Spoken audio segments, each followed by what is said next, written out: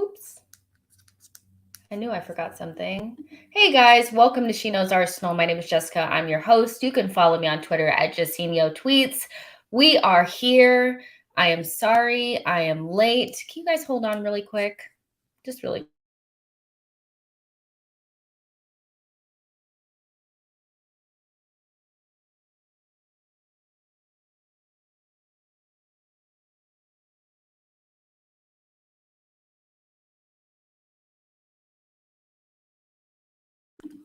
Okay, sorry. You have my full and undivided attention. Thank you guys so much for bearing with me. I've had a lot going on today and I needed to just fix it before I got on here. But I am ready to talk. I am ready to run my mouth because you guys, I think the season is over. Not over in terms of like there's not going to be any more games, because obviously there's going to be more games, but in terms of like top 4, I do think it's done. I'm going to be honest with you guys, like I'm not going to sugarcoat things and make it seem rosy when it's not, because the last 2 games have really been too reminiscent of what happened last season. And I think if Arteta hasn't learned his lessons from last season, we're in a lot of trouble, especially because there's no players to bail him out. There aren't, like, not having Thomas Partey just means the system doesn't work. And so his response was to just completely isolate and expose a young player in midfield and not play Nuno Tavares, not change the front line. Like, there's a lot going on. There's a lot of directions we can go in today, and I'm sure you guys are ready to talk about it. Make sure you like the video, subscribe to the channel. It's going to be discussion and then Q&A. I will save some of your guys' questions for the end, just so we can make sure we get through the meat of the conversation. I would like to kind of touch on some of the rumors that have come out over the last couple of days. So it's kind of going to be like a catch-all episode today, but I just need to get some of this stuff off of my chest because I'm just feeling like we need to stop the rot. We are definitely in stop the rot territory. After the Crystal Palace game, there was a lot of everybody's overreacting. Everybody is just taking it too far. We're going to obviously bounce back. This all like, we could bounce back before because we had players to bounce back with. I just, looking at the team without Thomas Partey and Tierney is like looking at a team that I've never seen before. And that's really, really scary. So let me see what some of you guys are saying. I know I was kind of late, you guys. I really do apologize for that. I just had like a bunch of shit going on. I cannot lie. Let's see.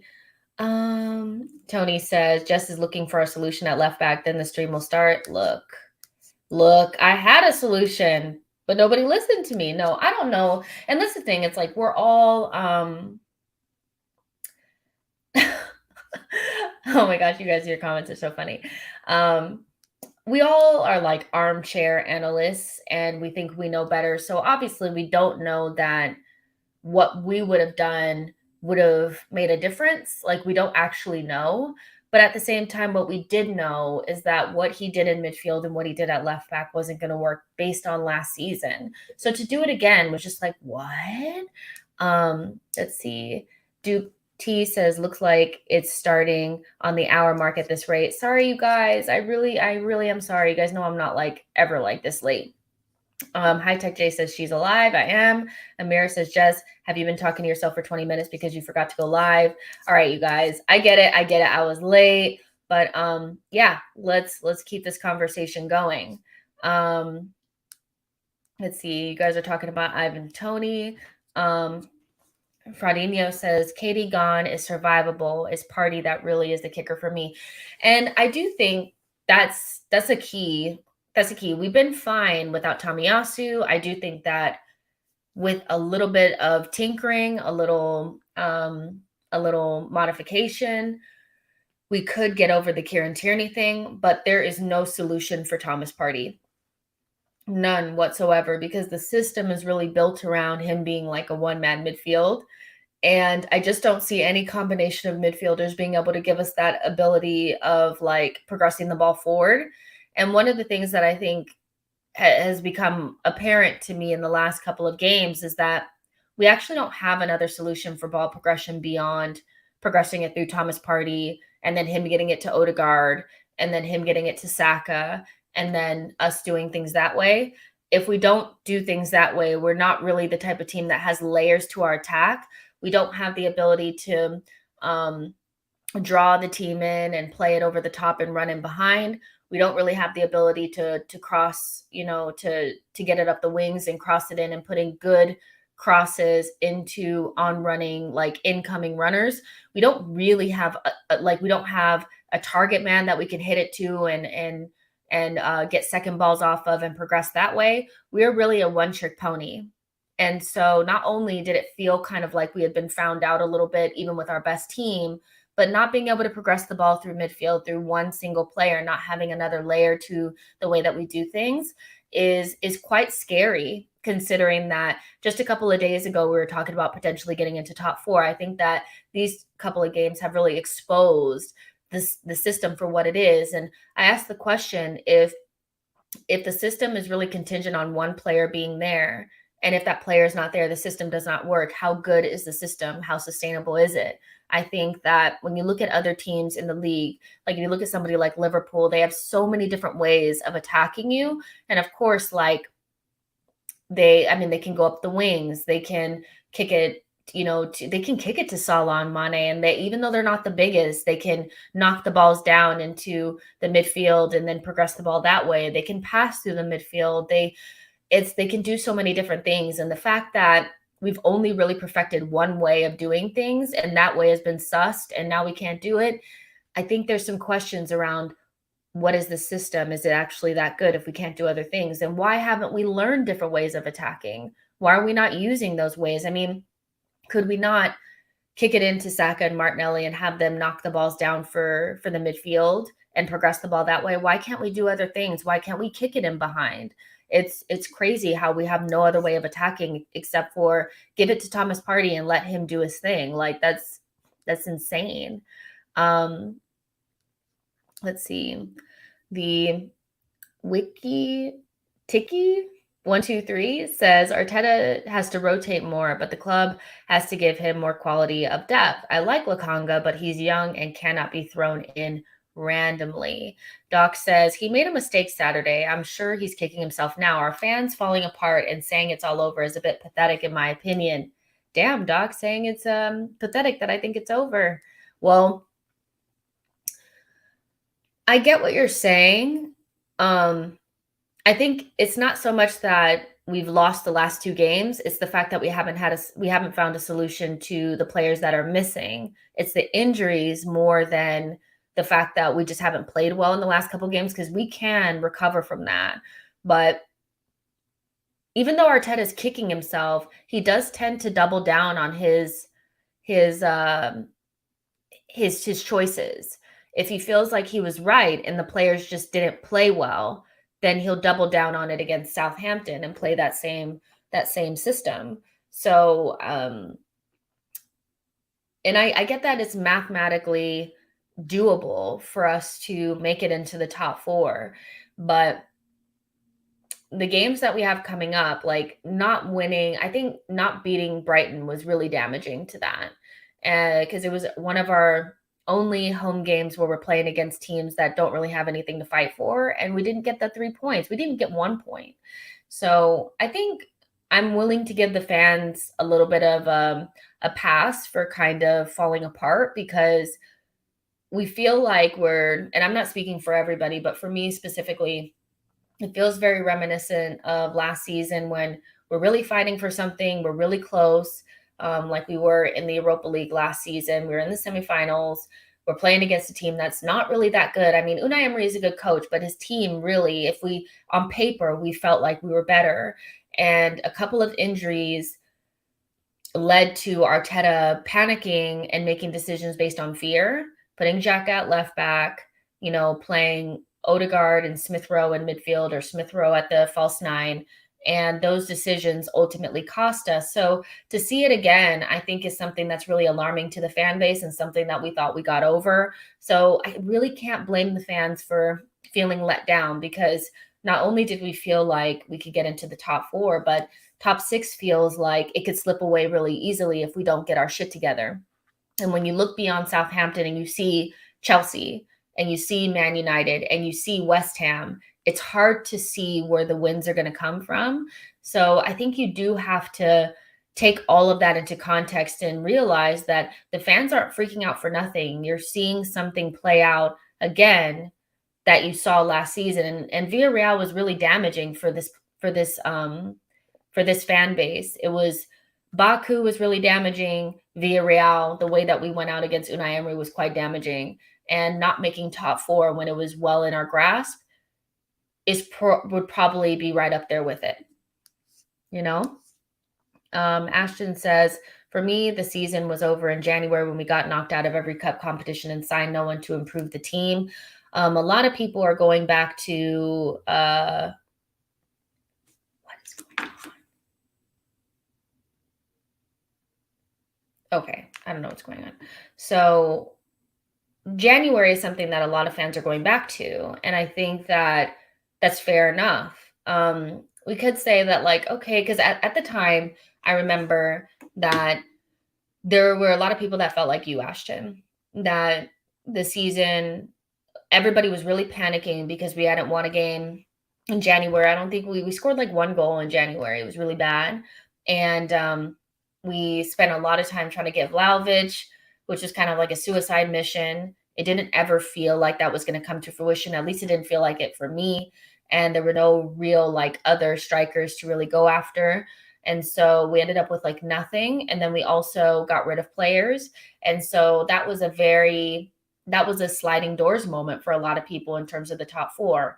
Then there were other people in the fan base. You guys can let me know if you guys were in this camp of, well, we should only go after our number one targets. If we can't get them, we need to not repeat the same mistakes of the past and just get players that don't fit. And we need to be patient. And the club made the right decision, not panicking. I tend to fall somewhere where I do feel like we need to make sure that we get closest to our number one targets. But when you have an opportunity to, I think a striker at the very minimum, and even a midfielder, solidifies your space in the top six, but also gives you a really good springboard for the top four, which is an opportunity that we haven't had in a long time. And it's something that's just well within our grasp. And not there's something in between Dennis Suarez and your perfect signing. And I feel like we have over-indexed our bad signings into being like this thing where if it's not the perfect signing, we shouldn't go get it. I think you need to have a list of players that fit a certain profile that can improve you. And if you can get them, you should go after them. We tried that with Vlahovic. We couldn't do it. With Isak, we couldn't do it because of the release clause. But you know who was available in January that we could have gotten that was on our list was Bruno Guimaraes. And to see him at Newcastle when everybody's acting like, oh, he wouldn't adapt. It looks like he's adapted just fine to me. It took him until now to really start playing games. Wouldn't it be nice for him to have played against Crystal Palace or to have played against Brighton? I really think we need to be a little bit more open to the fact that, like, we're not in a place where we can just wait for the perfect signing. We should have improved somewhat. We could have come up with a loan. We could have brought in Bruno Guimaraes. We could have done other things. And I just kept hearing that, like, nobody will make an impact. There's not a single signing that we could make that would improve the squad. I don't think that that's true. I really, really don't. I think the club is making us feel that way because that's the way that, because they were going out and looking for players. That's the thing, is that they knew we needed to recover. They knew that we needed a midfielder. That's why we're in for our tour. They knew we needed a striker. That's why they're in for Vlahovic. And that's why they looked at Isak. And why on the last day they asked about Darwin Nunez. And so the club was pretty much letting us know that they knew that the squad was thin. They just couldn't get it over the line. And then we convinced ourselves that we need to just go after the perfect signing. I think that it was a mistake not to get a single player to come in.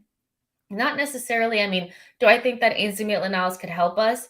If Arteta managed the gray areas of the squad better, probably, but he never really managed that, like, him very well. So I'm not sure if he would have been useful, but, you know, we did need to bring in something, especially if you're going to get rid of Aubameyang. Like, it's crazy what we did in January. And so it was always going to come down to whether or not the last 17 games, whether we could keep every single player fit.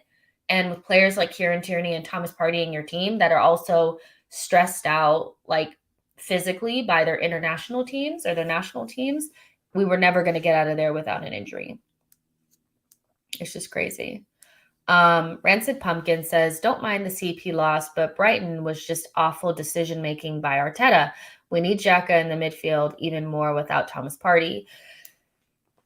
I don't know why he did it. I don't know why he did it. I cannot understand. It was like, I do not trust Nuno. So, and like, at this point, I would have preferred him to choose Nuno over Sambi. And the reason why, I don't think you can play both of them together. Just looking at them and watching how raw they actually are and how far away from the first team they actually are. I don't think you can play both of them because I think you leave yourself exposed with two really raw talents like that.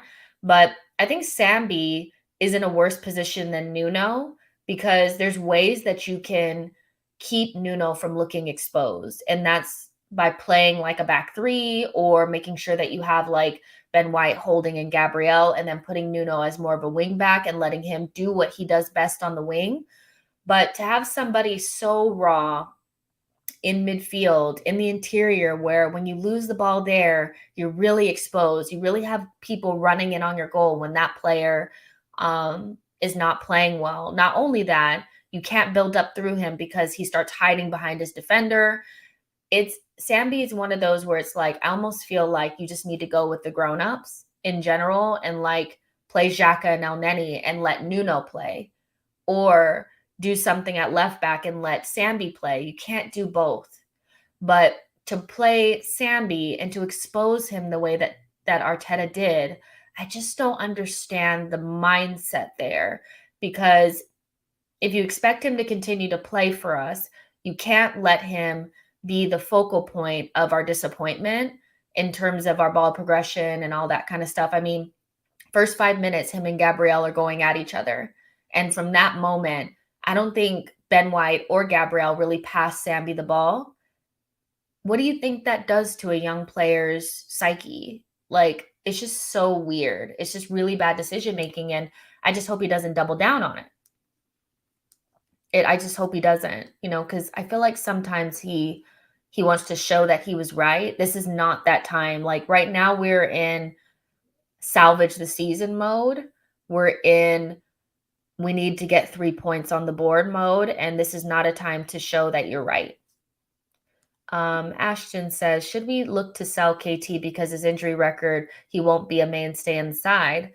I don't think so. I think that I'm coming around to the idea that we'll need to buy a left back and a central midfielder to really step in for Thomas Partey this summer, which unfortunately, if the club do have to do that, it will cut into funds for other things that we really need. But I do think we need to bring in a left back. But would you rather have Kieran Tierney and another starting left back, or would you rather have a starting left back and Nuno? I personally think that if we're in Europe, we can carry Kieran Tierney a little bit in terms of like, okay, we have a starting left back and you'll supplement for that guy, but that's higher quality. And if Kieran doesn't have to play as much, when we do play him, he'll be able to play at 100%. I think for the squad, to have a strong squad, that would be better than selling Kieran Tierney and then having Nuno as your backup still if Arteta doesn't rate him. So I don't think we're at a point where I would sell Kieran Tierney. I think he has a lot of quality and a lot of soft factors that go in his favor. Like he really wants to play for the team. He's basically a captain and things like that. I think we need to bring in better suitable rotation for him so that Arteta feels comfortable rotating him and not playing him into the ground. I think that's what we need to do. I would not sell Kieran Tierney now. He's too important to the team. But yeah, and even like in midfield, we need to look at somebody like a Basuma And I know people, oh, if you have so and so on the bench, I don't see other good teams being worried about like having good players on the bench. As long as we have Europe, those players will play. And that's a lot of the weird thing about this season is having no Europe will not be looked at as a positive if we don't meet our targets. But equally, not being in Europe has really damaged us in ways that I don't think people really thought about, like not having minutes for players on the fringes. We needed those minutes. Like Sambi and Nuno and Pepe needed minutes to stay fresh. And we didn't have those because we bombed out of all the competitions early and we didn't have Europe. So we need Europe. I don't think we need to be worried about having good players on the bench because they need to push each other. We don't have enough competition for places. And there needs to be, I mean, Arteta is a Man City type manager. He wants to have similar quality on the bench so that he feels comfortable rotating. If he doesn't, he will not use that player. So we're looking at another central defensive midfielder type player that can play alone as a lone six in midfield, as well as a starting left back. That's what I think. Let's see. What y'all saying? Mackenzie says, I can't say our season is over because the goal should have always been Europa. People's expectations change because how well we've done. When we're eventually brought back down to earth, fans complain. Mackenzie, do you feel like top six is solidified at this point? I think that's what I think a lot of us recognize that top four. There is a section of the fan base that feels like Arteta should be sacked if they don't get top four, or if we don't get top four. There is a section of that fan base. I accept that. But there's also a section that's kind of like, well, Europa was kind of always the bare minimum, but is that solidified in the form that we're in? He needs to dig us out of this form. It's not out of the realm of possibility that we could slide further. And that's what he has to focus on. He cannot let us slide. And I think that's the fear of finishing eighth again is so palpable in the fan base because it's embarrassing. You can't go from, oh, we really improved to finishing in the same place. Even seventh would be really looked at as a significant improvement. We have to have Europa or higher. So I don't really necessarily feel like, I think there is a part of the fan base that's focused on the Champions League thing and we should have that. And if we don't get that, we've really massively failed. I don't really fit. I don't fit in that category. I am just really worried about Arteta fixing the slide and making sure that we don't slip far, because that's what we did last season. We just kind of slid. And then we had like 5 wins on the bounce at the end of the season, but it didn't matter because we had already done so poorly that there was no way for us to make it up. I think that's kind of where I sit. Ashton says 5th worst team in the league for big chances created is a problem. There's also a stat going around about Arsenal only finishing 3 of their last 17 big chances. That's pretty bad. It's pretty bad. I think if you look at, we've been outperforming our XG in some circumstances. And so when it kind of evens itself out, I think we are a team that really lacks, like, we don't create a lot of chances. And we have to be damn near perfect in order to win the game. Like, we have to get that one goal that we create the chance for, or at least get one, and then hold on. And that's been the story of the season, right? It's like we've only had a couple of games where we've won by more than a goal margin. And in December, we scored like 20 goals. We were on fire. But we also played really, really bad teams. And it was when things first clicked and we hadn't been sussed yet. Now we've kind of been sussed, and Lacazette is playing like shit. Sorry to say it, but he is. He's playing terribly. We don't have Thomas Partey. And so the chance creation is drying up. The chances that we're getting, we're swinging at, we're not really getting them. And so we're really struggling. And I think one thing that I don't like about what we did in terms of the way that we built the squad, I do think you have to build from the back in some circumstances, but I do think there's a level of having really good attackers and creating a lot of chances can mask defensive like defensive limitations or defensive issues. And we always talk about Liverpool and the way that they built their project. They built from the front back. We built from the back front. And I know a lot of that has to do with the fact that we had very high paid players up top, but I don't give a shit. We should have bought at least one striker or somebody that we could rely upon, because the level of chances being missed and the lack of chances being created is just, it is an issue. And so I don't know. We do have an attack issue. Some of that is having young players up there as well. Like, they're missing easy chances. Lacazette's also missing easy chances that good strikers put away. Like, it's crazy. But attack wise, we had a really hot month in December where we looked really, really good. And then we've kind of petered off since then. And it's a problem. It's a problem, especially when the only way that you can create chances is if things go through Thomas Partey. It's weird. I've heard a lot about the Aubameyang thing. Tashuma says Aubameyang has 10 goals for Barcelona. Is he a finished player? I don't think. Here's the thing: is like, if you've been on this channel for a while, you know why I was kind of not feeling Aubameyang, and it wasn't because I didn't think he could do it. It's that I think he wasn't doing it for us. I didn't think he could be asked. He didn't want to play for Arsenal anymore. And if you've been following Aubameyang for a while, when he doesn't want to play for you, he does not want to play for you, and he will down tools. And that's essentially what he did. He down tools on the manager. He said as much when he got to Barcelona as he didn't like Arteta. And so it's kind of like, was he finished? No.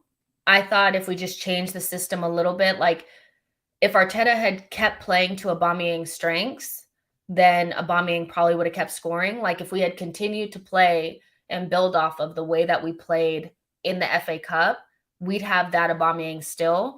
But the very next season, after we won the FA Cup, we went to a completely different system. We started playing in a way that didn't really suit Aubameyang. He also got sussed in the way that we were playing him, where we were having him come off of the right-hand side and cut it in, and people sussed that out really quick. And so as time went on, I think Aubameyang felt less, and I'm projecting here, but it felt like he felt less and less important. And if you don't play to Aubameyang's strengths, and you also don't bring in players of Aubameyang's quality, he's not going to be feeling you.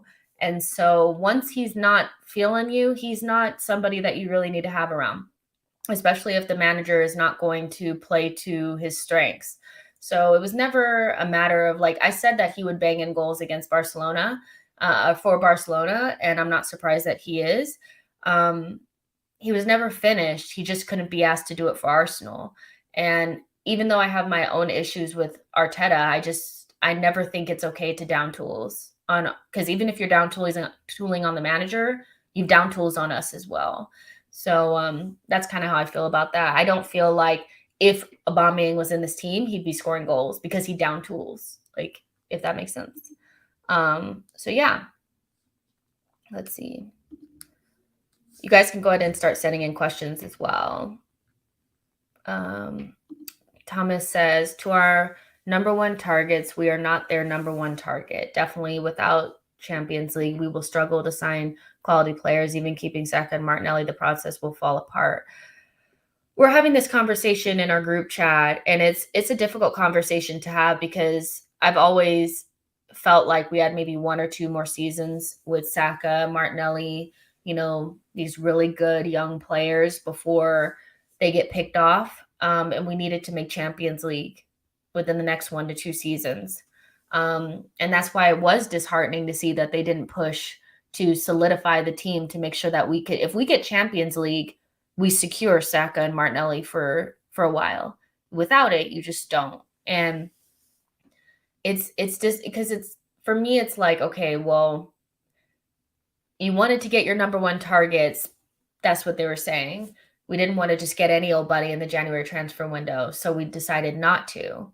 But by doing that, you put us in a scenario where if everything doesn't go perfect, you could potentially finish in a position that makes you a less attractive option for your number one targets. So what do you get from that? It's kind of like this weird vicious cycle where it's almost just better to go ahead and it was just a midfielder that we needed.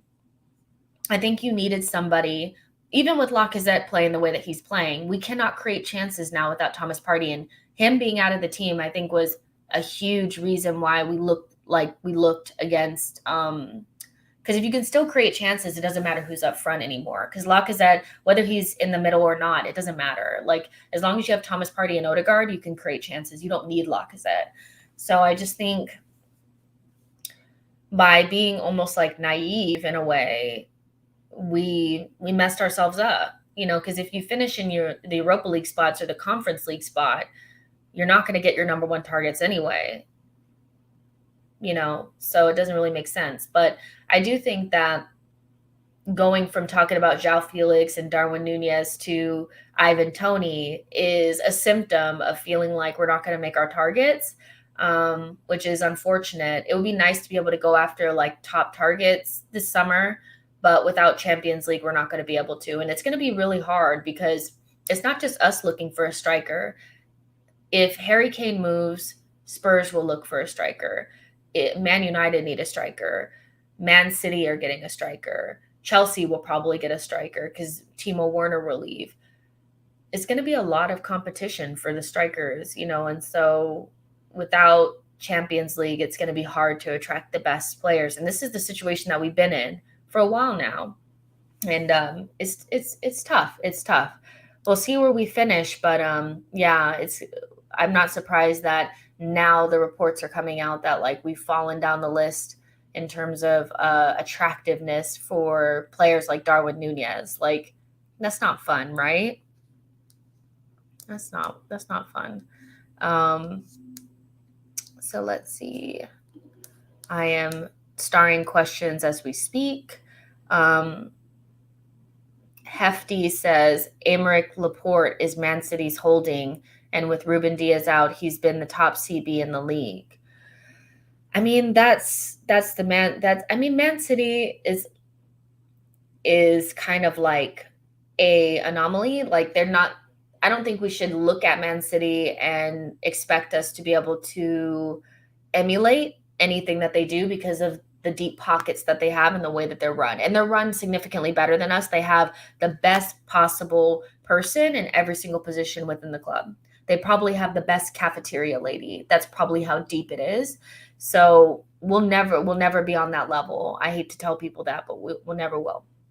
But I look at like Liverpool and see what they've done. They have Matip, who can be kind of injury prone, but when he is fit, he's really, really good. And then Van Dijk, who to me is still the best center back in the league. Like, did you see how I didn't know what it was called, but he stopped Sterling from even trying to get a ball because of his aura.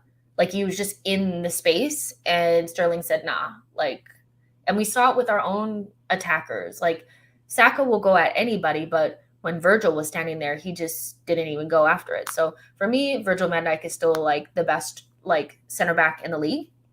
But you have those two, and then you have Konate. That is something that Arsenal could emulate. You can have Ben White and Gabriel and somebody else that's a little bit younger but still really talented.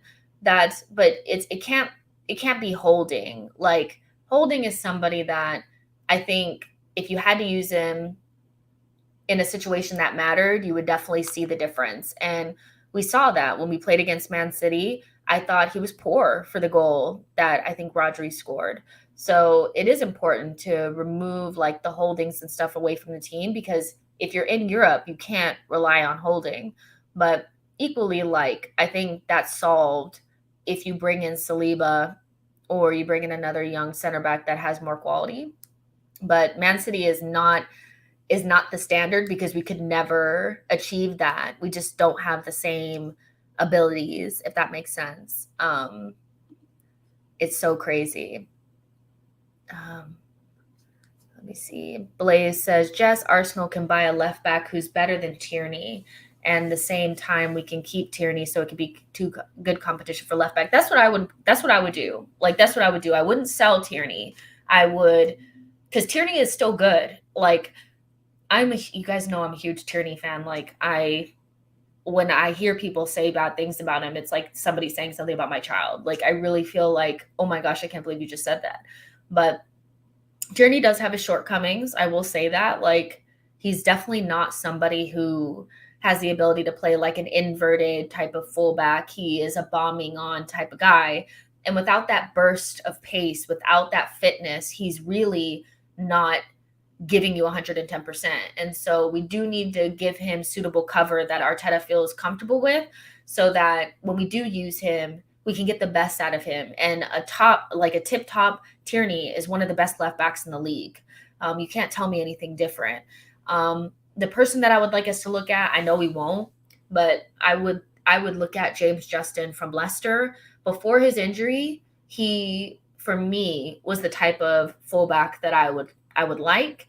And what I do like about him is that he can play on both sides, and not just like, not Cedric playing on both sides. Like he can literally play on the left or the right. And one of his key metrics is key passes. He's somebody that can find somebody in between the lines. He can find somebody like, do you see that pass that Andy Robertson did during the City game where he came up on the left-hand side and it was like a left-footed ball, but it curved so perfectly around the fullback and the center back and almost got to Diego Jota? He can do that pass. That's not a pass that I think Tierney can do, not even on his best day. So James Justin is somebody that I would look at. I'm not sure if Leicester would let him go, but somebody who can play on both sides at a really high level that has a different qualities that Tierney doesn't have. And key passes and being able to have vision from the back line is something that I think we're missing. So, yeah, that's somebody I would look at, because we also need a right back, which sucks. Rancid says, very simple. If we finish outside of the top 6, Arteta should be sacked, but he won't be. And we know that, right? You guys know, I think if he doesn't finish in the top 6, he should go, but I don't think he will. And I think that speaks to why he feels so comfortable making these decisions that are clearly stupid, is because he knows that there's not going to be, it's okay for him to just burn resources like Nuno, because they'll buy him a new left back because they're all in with him. Mackenzie says top 6 isn't solidified, but I think with Tommy back, hopefully after Southampton, we should get our balance back. It depends on how fit he can get it, how quickly he can get fit. That's what it really depends on. I do think Tomiyasu makes you better. Obviously, we do miss him. It's difficult having both of your starting fullbacks out. But I just wonder how quickly he's been out for 3 months. So I don't know how quickly he can get up to fitness, especially because it seems like he's really fragile. But yeah, I mean, if Tomiyasu can come back and add something, that'd be great. Let's see. People are talking about Sangari. He is quite good. All right, let's look at some of these questions. P-Trim, I'm going to answer your question because you sent it in like 5 times. P-Trim says, have we overhyped Arsenal, where Arsenal is as a team? Man City versus Liverpool showing that our largely under 23s can really get us top 4. Were we realistic or just hopeful? When our team is fully fit and playing well, it can be a top 4 team. Like, I had no question about that when everybody was playing well. Even without Lacazette, I didn't think we were playing with 10 men, like a lot of the times, and we still looked really good and we were quite dominant. We just lacked goals. And I was like, you get a striker in there, we're a top 4 team. The issue is our lack of depth. That's a huge issue. And the fact that I think if you had somebody similar to Thomas Partey, which is hard to find somebody, but I think even somebody like a Basuma to anchor your midfield, we wouldn't be feeling this pain the way that we are. Man City and Liverpool really just showed us how far off we are in terms of challenging for the title. But in terms of how far we are to being a top 4 team, if you look at the team sitting in top 4 right now, or the 4th position, Tottenham, I think the biggest differences between us and them is the manager and the talent up top. So if Arteta didn't have to think about losing Thomas Partey per se, and he had that depth in that position equally, and also he had better quality attackers, we were a top 4 team. So do we overhype? I think we didn't overhype the starting 11, but we overhyped the squad. You know, the squad is not good enough at this point. It's not good enough to play in Europe. It's not good enough to play 3 games a week. It can't sustain and keep a decent level without with injuries. And I don't think the manager has really has a good grasp of what to do when you don't have your top players. So in terms of like overhyping, I do think that if nobody had gotten injured, we would be in the top 4. I don't think we lose to Brighton. We just had a really difficult time with Crystal Palace, but I think we would have rebounded against Brighton if we had had Thomas Partey, at least. Let's see. Just getting some of these questions and then also reading comments at the same time. You guys have really good comments. Z says, do you not think this Arteta team is like Ole's Man United, like what Lee Gunner was referring to, the irrelevant, unbeaten runs? Do you not think his ceiling is reached? Of course you have improved, but it's hard to say because, I mean, Ole had a team that a lot of people considered being a really, really top team. Like at the beginning of the season, a lot of people thought that Man United would be challenging with Ole. You looked at that squad and the amount that was spent on it and the type of players that are in it. I think some of the players are playing really poorly, but you have Varane, you have Sancho, you have Rashford, you had Ronaldo, you have Bruno Fernandes, Pogba. Those players are really, really good. Some of them are considered world class. So, and De Gea, I still think is a really good goalkeeper, even though he can't pass out of the back. I don't think anybody looks at our squad with or without Arteta and says that is a top squad. You know, we know that we're banking on these under 23s to get better, and Arteta can obviously get better as a manager. So I think it's weird to feel like Arteta is somebody who's been in the job for like 3 seasons, 2.5, has reached his ceiling. It's just a matter of, can we afford to continue to wait until Arteta becomes the manager that I do think at some point he could become? Like, I do think I've seen enough this season to feel like he can be a really good manager. I think do we want to play the waiting game? Can Arsenal afford to play the waiting game? Because I think the level of the squad is not being reflected in the results that we're getting. I do think that if another manager was here, we could probably get better results. But if Arteta got more time, I also think we could get better results, if that makes sense. So I'm more concerned about whether or not we can wait for Arteta to become that manager, because I don't want to lose this really talented squad that has a really high ceiling waiting around for him. That's my thing. And are we ever going to be able to give him the resources? If he's a Pep-like manager, we're never going to be able to get him that level of resources. So I think Ole and Arteta are so different, especially because the squads that both of them have are so different. Ole definitely like found his ceiling with that group, but that squad is so underachieving. So yeah, the irrelevant unbeaten runs, I think that's harsh, because I also know that Lee doesn't think if you don't win the league, everything is irrelevant. So irrelevant unbeaten runs, those unbeaten runs allowed us to be near the top 4. Do you know what I mean? So how irrelevant is it? I think you have to take some of the things that he says with a grain of salt, because he doesn't think anything beyond winning the Premier League means anything. But I don't think he's reached his ceiling. I just am not sure that we can wait for him to become the manager that he will become. That's kind of where I am. He needs to meet his benchmarks. The project that I'm more concerned about is these players, not Arteta, the manager, because there are managers that we could get that could get something out of the squad now, that could manage the gray areas of the squad now, that could concoct a plan B without Thomas Partey now, that could get the squad out of a hole now. So yeah. Tashima says, I would play Martinelli up top against Southampton. I would as well. I'm gonna do a preview on Thursday, but yeah, I would. Lacazette needs to be dropped, and we haven't really talked a lot about him because just thinking about him makes me so angry. But Lacazette is really just taking a big dump on our season. I like what he gives us, but if he's not giving that to us, he's giving us nothing at all.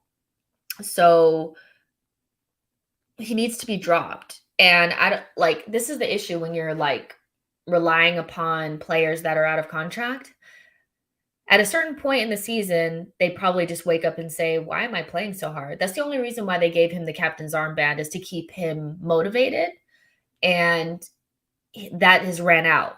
Like, there's no more tokens in the machine. Like, he does not care. And I think he's also sulking, and we can't afford that. At this point, because our ball progression is nothing, there's no point in having Lacazette there trying to link play with who? Who is he linking play with? I just think you have to change the game plan and get aggressive players, your best attackers, if they get one chance, they're going to put it away, guys. Like, because we may only get one chance now, and he's not putting it away. And we need to show the opposition something different that they haven't seen and haven't clocked. I'm sure Hasenhüttl expects to see Lacazette there this weekend, and I wouldn't allow that to happen. I'd play Martinelli down the middle. I would, and just a spoiler, I'd probably play Pepe and Saka. I don't think ESR has done much. I mean, he's either carrying an injury or he's playing poorly. So I would not play him against Southampton. I'd sit him on the bench. But Pepe is somebody that I know he's brain dead sometimes, but if he gets one chance, he's going to put it in the back of the net. And if we just play differently, we play over the top, we try to be a little bit more direct, and we knock down long balls into the midfield and we play off the shoulder of defenders, we kick it into corners and allow those really fast players to run onto them and have cutbacks and crosses, I think we'll score a goal. But we're not going to score a goal with Lacazette up front. We're just not. Like, there's no freaking way we're going to score. If Lacazette doesn't play, though, we know Eddie and Nketiah will play. And that's the story of Mikel Arteta. Let's see. Fradinho says, even saying we can't match City, Liverpool does the same thing with insane squad depth, arguably had stronger bench than Man City on Sunday. They didn't have that before, though. I think they decided to they had a lot of players out on injury last season, like to a catastrophic it was a catastrophic scenario for Liverpool last season. Like, the amount of injuries and season-ending injuries that they had was something that I've never seen before. And it's just word to Klopp, really, that he was able to keep that team in top four and get them top three, because at one point it looked like they couldn't. They had a lot of key players out, but they didn't have that depth until this season. But I think Liverpool does have good squad depth, but even before that, they didn't. So I don't think you have to have insane squad depth. I think you just have to have not a barren squad like we do. Captain Joka asks, going forward, our team would be Ramsdale, Tavares, Gabriel, White, Cedric, Xhaka, Elneny, Martinelli, Saka, Odegaard, and Nketiah. What do you think? Personally, if I played Tavares, I would put Ben White at right back until Tomiyasu got back. So in the next game, it would be White holding Gabriel Tavares, because Tavares needs to play wing back. He doesn't need to play full back if you play him. You have to let him push forward and get up into the attack. And one thing about having more athletic players, more direct players in your team, you can afford to have a little bit of less of that technical ability. And I think Tavares is somebody that we've seen, if we can get him on the run on that left-hand side, he can put in good crosses. And we have somebody that can run into the box named Gabriel Martinelli. Lacazette does not run into the box. The way that we play now is not sustainable. We can't play it without certain players. So I do think using Tavares in the best way, we could get something really positive out of him. Play the grown-ups in the middle, play Xhaka and Elneny. Of course, it's not going to be amazing ball progression, but if they can play decently, they'll be fine. And Martinelli, Saka, Odegaard is fine. I just said I would play Pepe. I wouldn't play Nketiah. I know that he's been okay in games where he came in, but I think some of that is game state. I'd rather start with Martinelli through the middle. I think people are afraid of Martinelli. I don't think they're afraid of Nketiah. Craig asks, why did Arsenal sign 2 injury-prone players in Tierney and Tomiyasu? We know they will get injured, and relying on players like that is poor management, in my opinion. Was Tomiyasu injury-prone before he came? Let's check. I don't remember seeing that. God, I miss him. We really miss, because what Tomiyasu bring is like that I'm always going to work really hard. And I think he brought that to the back line. And I think they've become a little bit okay with giving up goals, and it's bullshit. Like some of the defending that we've seen over the last couple of games has been actually, like, since Watford, our defense has just not been as good as it should be. We've been so lax. Since Tomiyasu's been out, I just think we've been a little bit lax. Oh yeah, he does have some injuries here. Let's see. He has muscle injuries, so there's no surprise that he has this calf muscle pull. He had this is muscular problems in 2020, 2021 that kept him out for a month. He had a calf injury, probably the same injury or something similar in 2021 as well, that kept him out for 18 days. And then he had a hamstring injury the season prior that kept him out for 40 days. So if we're honest, he does have a bit of an injury problem. We know that Tierney had injury problems before he came. So I don't know why they did. Tierney was somebody that, if you didn't have the backup, you may have wanted to rethink that. I don't think Tierney and Tomiyasu probably don't get as injured if you have backups that the coach feels comfortable using. And Arteta just said, I have my starting 11 and I'm going to play it until it breaks. And those players have broken. It's so weird, though, because Thomas Partey was never injury prone before he came to England. It's so weird that he gets injured now. But those 3 players need suitable backup. And I think if you rotate them properly, they'll get injured less. You have to manage players correctly. I wonder what our physios are doing. I do feel like they rush players back. I can't lie. Rancid asks, it's official. Lacazette is the worst finisher in the Premier League. After his horrible Brighton performance, you can't start him. Would you start Eddie? Oh yeah, I already answered this. I would not. Would I be devastated? No, because if Eddie started, at least I would know that Arteta knows that that's not okay. But I would start Martinelli through the middle. I'd play Saka and Pepe on either side. There's this one time where, like, we played against Wolves. We lost to Wolves, but the first couple minutes that we played in that game, like first half, before we got the red card, Pepe and Saka played on either side. Saka played off the right and Pepe played off the left. There's also a game against Southampton last season. Pepe played off of the left, Saka played off of the right. I think people forget these games because there's this idea that, like, Pepe just can't play ever. But if you put him on the left, where he doesn't have to think as much, he's so much more usable. Saka already plays off of the right. I just play Pepe. Like, we don't always have to play inverted. It's like Arteta has these rules, like, you have to be inverted. You have to be inverted. But somebody like Pepe needs to not have to think. And I would play him, like, I would off the top. Like, we've only really seen him coming in to save games and to hold on to leads. Like, that's just not how you manage certain players. Like, I would play Pepe. I remember him breaking off, I think it was Semedo. He's still in there, and Southampton is not good. Like, they're not good. They don't have good defenders. I would play my best finishers, my most dangerous attackers, and for me, our most dangerous attackers are Pepe, Martinelli, and Bukayo Saka. They're the ones most likely to give you a goal. They're the most likely when they get into the box to make something happen. And I would keep the guys off of the pitch that just kind of don't score goals. Like, I wouldn't put them on there. Let's see. Sarasin Gunner says Arteta needs 2 more years. It's a change management process. The guy hasn't got his strike force yet, and we're still competing for top 4. Well, that's a positive way to think about it, I guess.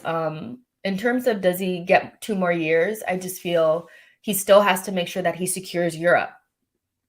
We can't get good players without it. I mean, we can, but you need to be able to offer Europe. And I think not being in Europe actually damaged us more than it helped us. Because you would think if we didn't have Europe, we actually would have been secure in the top 4, but we haven't been. So I think I do agree that with more time, Arteta probably would be. I think we need to see what he does with the attack. I think that's the problem, is that we haven't really seen what he does with the attack, and he hasn't bought an attacking player except for Odegaard, but he needs a couple of strikers, a winger maybe or 2. Like, we're still kind of a little, and we need a different type of 8 than Xhaka. So I think he has one more window before he completely loses faith with the fan base, because we all know that he hasn't had his attackers, but he still needs to make his benchmarks. I don't think it's okay to just fall away. That's my biggest thing, is don't fall away. Happily Egg says, Jess, don't forget how well you played against Man City and LFC. No, I haven't. And that's why I said, like, I don't think we overrated our starting 11. I think our starting 11 was good. But at the same time, like, there needs to be more layers to the way that we play. When we get I mean, I think Arteta, what he's trying to do is build a plan A that's so good that nobody can stop it. But right now we don't have the players to make it unstoppable. Right now, Lacazette is so easily stopped. Like, it's so, and our left-hand side is not really clicking the way it should. We did play well, and our starting 11 is good, but we need that depth. We need that depth. Let's see. Yo-Yo says, United fans said Ollie improved the squad in the atmosphere. Chelsea fans said the same about Lampard. Gooners have said the same about Arteta. What do they have to show for it? Well, Arteta also won a trophy, and Ole and Lampard did not. So that's one thing that they did show for it. I know people want to act like the FA Cup is no big deal, but when other people win it, it's a big freaking deal. I think the issue with Lampard is that he had a much better squad. Chelsea fans really were super dramatic about their squad, the level of their squad when they didn't have a transfer ban. You just didn't get more shiny toys, but you had the best players coming out of your academy coming into that team. And Lampard really didn't do much with it. Arsenal is a very specific example. And I think United is seeing that now, that you guys are similar to that, where you have a lot of overpaid players that aren't really playing for the badge, that are weak-minded and don't give a shit. And you have to kind of clear out all the rot. You really do. And the pandemic didn't really help, because we don't have unlimited resources.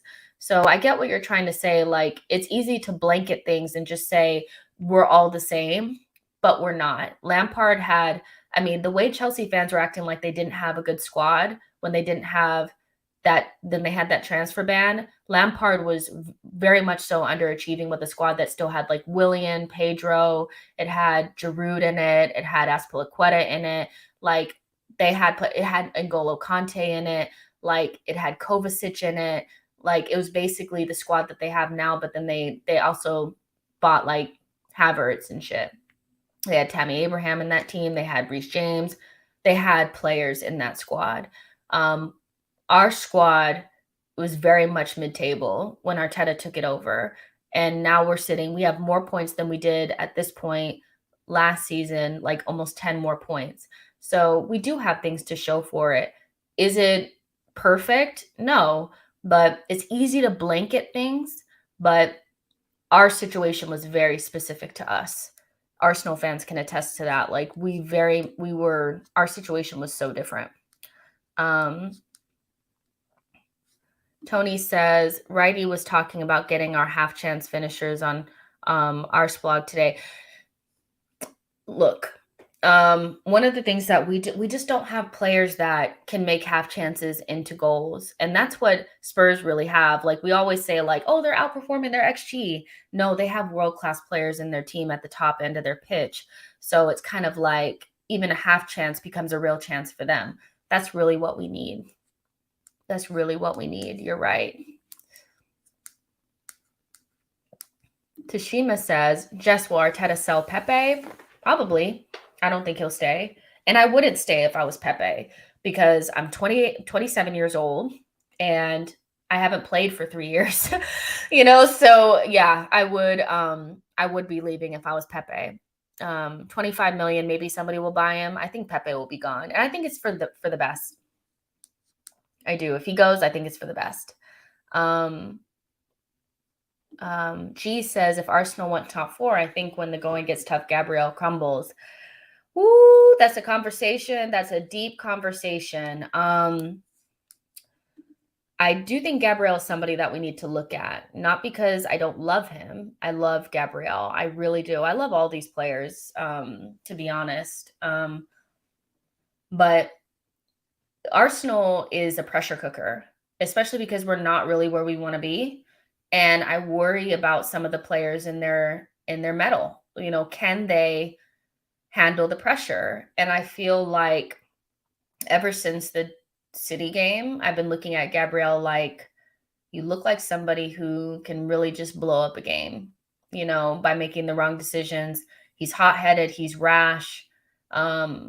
He kind of is somebody that I'm not sure that I trust that much when the going gets tough. And since we've been in a position to get into the top 4, he's been pretty much like a top culprit for the mistakes between the Wolves back pass to the Man City red card that he got. I know that some people will be like, he didn't deserve it. I just think you need to use your brain a little bit more. He lost his head. He wasn't thinking. Crystal Palace, that goal, like when he just rushed out there, was just stupid.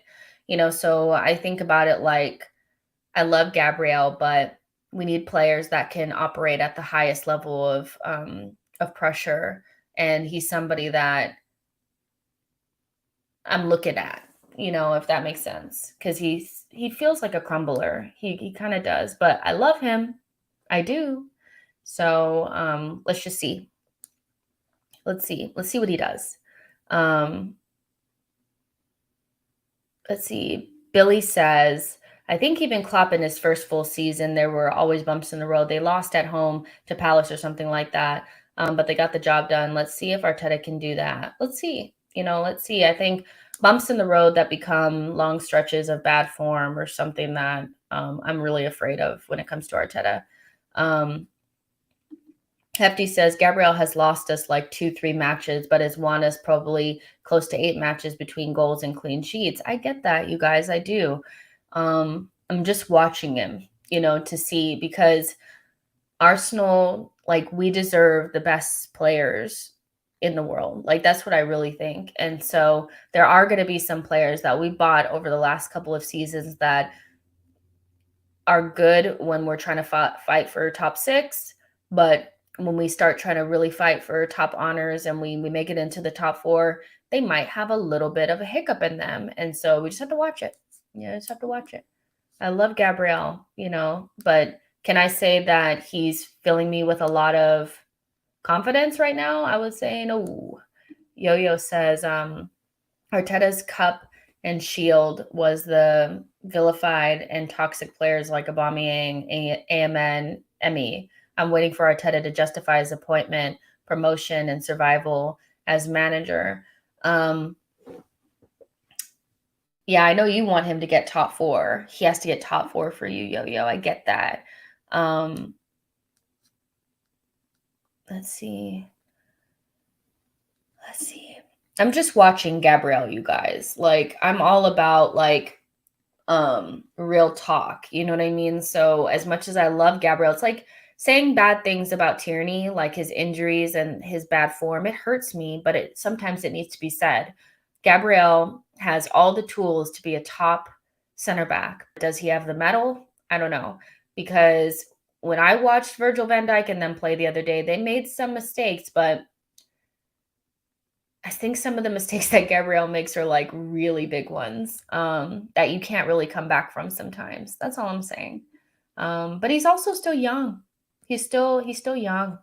So yeah, there we go. Tony asks, do you feel like Arteta is slowly making all the mistakes? I have been patient with Arteta is the project mentality, but repeated mistakes drive me to the edge real quick. I think that's why the conversation around Arteta out has been such a big one over the last couple of days. I don't necessarily feel like he needs to be sacked right now, but what I will say is that to watch him make a mistake that he made last season that was so heavily criticized and very damaging for the fan base and Arsenal in general, to see him do it again was very like, oh, so you haven't learned. Um, you haven't. And it does take away some of the credit in the bank. I think it does kind of put the spotlight back on Arteta, and it's like, so are you different or are you still that same guy? Because in order for this project that they're pitching to us to be successful, he needs to improve every season. He cannot be the same. And I don't think he manages the gray areas of the squad right. I don't like the way that he leaves the Pepes and them cold. I know that, it's because we weren't in Europe, but we weren't in Europe because of him. So he needs to do a better job. And so he lost a lot of good faith, I think, with what he did against Brighton, because a lot of people were like, no way he's going to do that. He did. He did. So let's see. High Tech J says, comparing 30-year-old Virgil van Dijk to 24 Gabriel is kind of sus. However, comparing him to Ruben Diaz is more valid. Sure. Sure. I mean, the age definitely does make a difference and the experience makes a difference. So I think that's a fair enough point. I'm just saying I'm watching him. I just feel like high profile mistakes, when you make a couple of them, like when you look at the top center backs in the league, how many mistakes can you count? Can you count 3, 4, 5 mistakes that cost us like big goals? Like what, can you pinpoint? Like, I just feel like he needs to hold his nerve a little bit more to be that guy for us, which I think he can be. Just watching him. That's all. Richard Francis says a good coach learns from his mistakes. Arteta does not.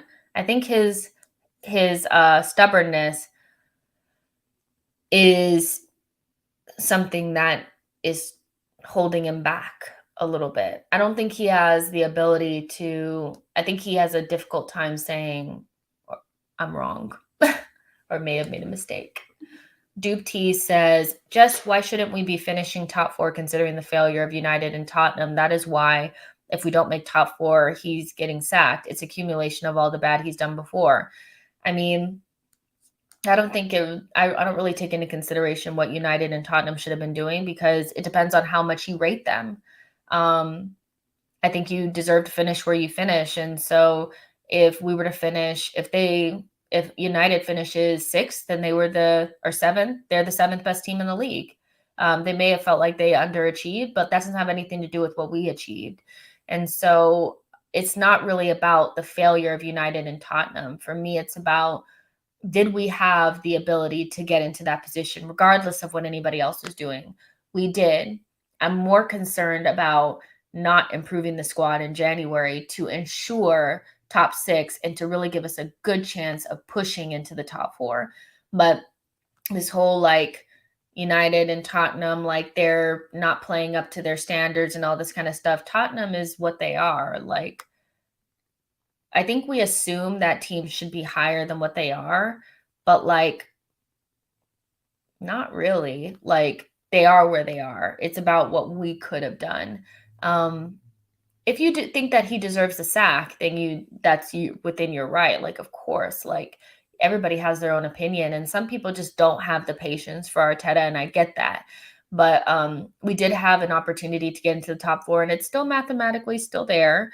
But you know, we didn't do what was necessary to make sure that we ensured it, or at least gave us our better chance. So, what I will say is that just an answer to the question of like, is the season over? Um, for me, top four seems pretty done. If I'm really honest, it doesn't feel like something that we can. If we can win on against Southampton, maybe it's still on the cards, but then again, Spurs have to lose their game or at least drop points for it to feel more doable. But when you look at the next couple of matches, and we have 3 matches in 6 days, um, that could really just cement it there if we don't get any wins. And I don't look at those games and see like certified wins, but equally there's teams that have played against those specific teams and didn't see wins right off the bat and still won those games. So we don't know what's going to happen. Right now I'm not feeling optimistic, but top 4 is still on the cards. I think top 6 at the minimum has to get done, so Arteta has to figure out something. And we will do a preview on Thursday to kind of talk about what we should be doing, who's available, lineups, formations, predictions, all that kind of stuff. So make sure that you guys are liking this video and subscribing to the channel. Thank you so much for sticking here with me. I know that it was like, where is she? But I had some stuff to deal with. But I guess we're all going to go over and watch the Chelsea game now and see if they bottle it or not. But yeah, so like this video, subscribe to the channel. I'll talk to you guys on the next one. And yeah, we'll see. Bye, guys.